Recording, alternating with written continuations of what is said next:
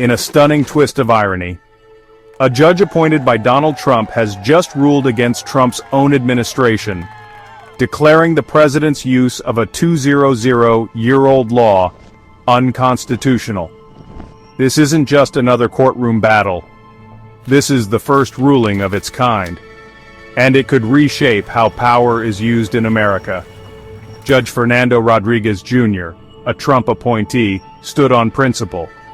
He declared that Trump's attempt to use the Alien Enemies Act to deport Venezuelan migrants crossed the line.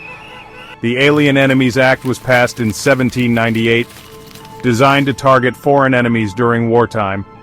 But Trump's administration reached back through the centuries to wield it in peacetime against a new target. They claimed it was to protect America from gang threats like Tren de Aragua. The result?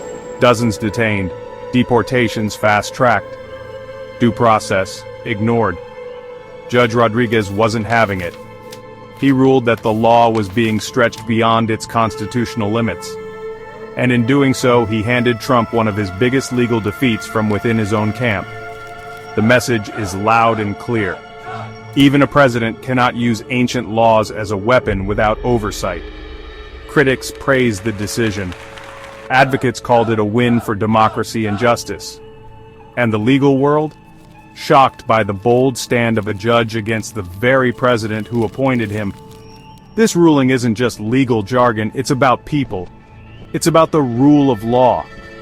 And it's about whether America bends toward power or toward justice. This is just the beginning. Because when power is unchecked, the people must check it. And sometimes, the loudest truth comes from the quietest courtroom. Subscribe now to stay informed and vigilant.